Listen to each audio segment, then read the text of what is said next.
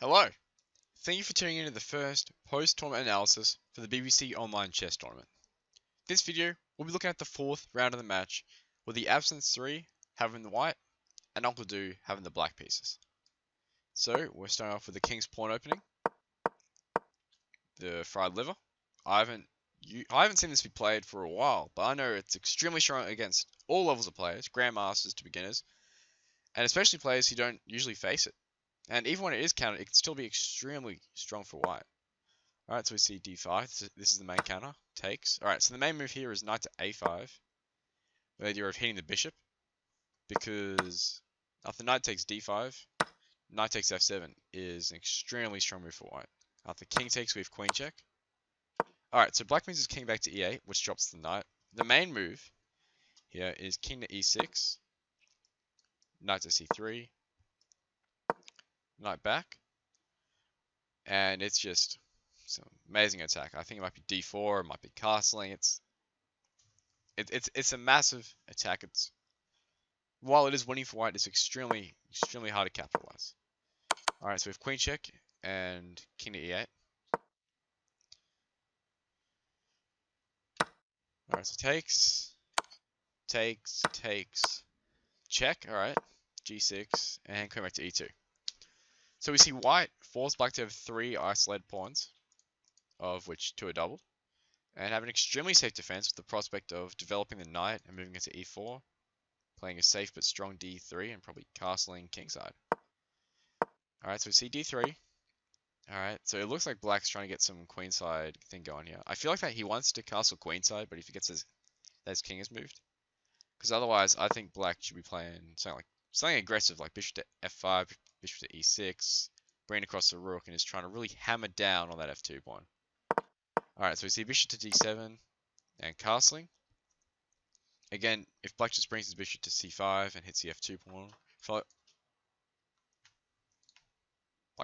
black needs to really be putting pressure on white's kingside here. Maybe h4, h5. Yeah, maybe just coming down here. I'm not sure, but yeah, but king d8 is not the move. In my opinion, it's way too slow. We need to be doing something like king to f7 and then king to g7. Like, this is extremely risky. There's potential for a pin on g5, which is the queen and the king. This, in my opinion, is just not the move. Yeah, so yeah, rook to f8, hitting the f7 pawn. This is really good counterplay. Bishop to c5 coming. Alright, knight to e5. That knight e4 is a great move. As I said before, it really needs to happen. We really need to be kicking the queen out of the way. Again, there still are some threats. Maybe with a h5, h4 attack. Maybe we could sack the rook. I'm not sure. But black needs to really be having this counterplay. Alright, so bishop e3. That looks really good. It looks strong. Hitting the queen side. It unleashes the rooks. It allows a d4 pawn push maybe. Maybe we're going for the queen side pawn break. Alright, so king c8. Alright, a3. This is good. This is obviously b4. c4 is gonna happen. Alright, a6. I'm not really a fan of a6. I think it's way too slow and it weakens the position. Especially if that rook moves and the queen just hits a6. That is not worth it. Alright, so we see queen d2. Queen's obviously going to come in. Alright, I think black has realized that the queen side isn't safe. So we've rook to e1. Line out the queen here. Okay, never mind. He goes back. Maybe he's just trying to waste time, gain time. But what white needs to really be doing here is a b4, c4 pawn break. And so his king side remains defended, and his knight stays on e4. Because if it moves, then the kingside diagonals will open up, which gives black counterplay, and the whole entire point of a massive queenside attack and continuously putting pressure on the black king, so black has no time to counterplay.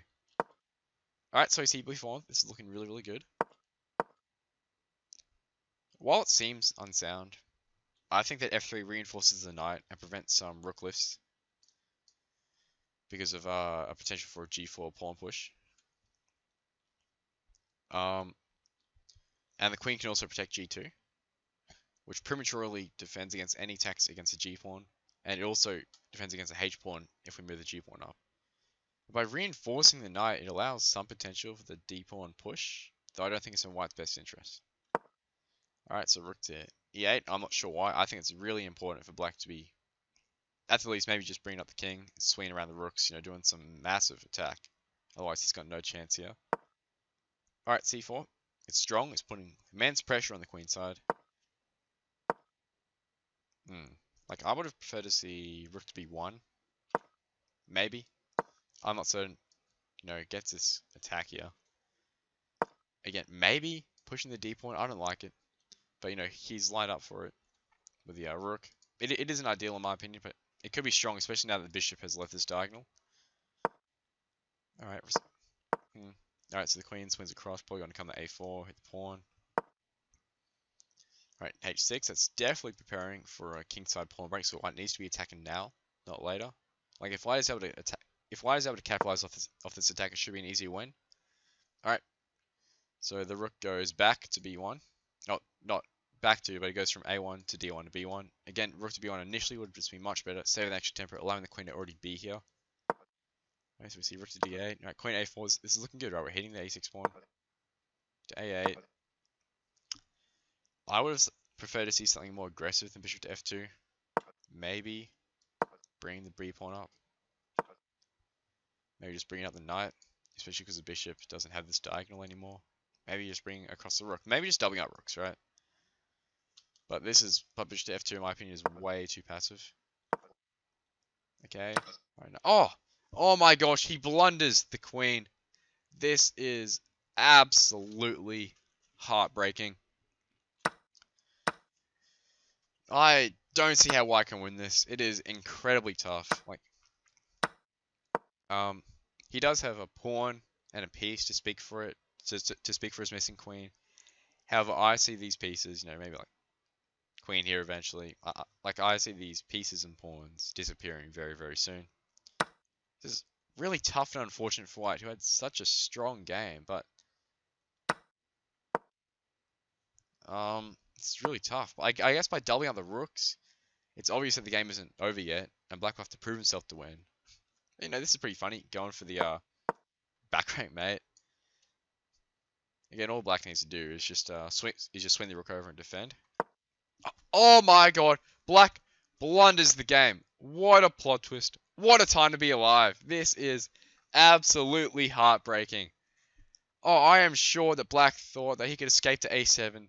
But as we've all seen on those chess memes, the killer bishop does the job.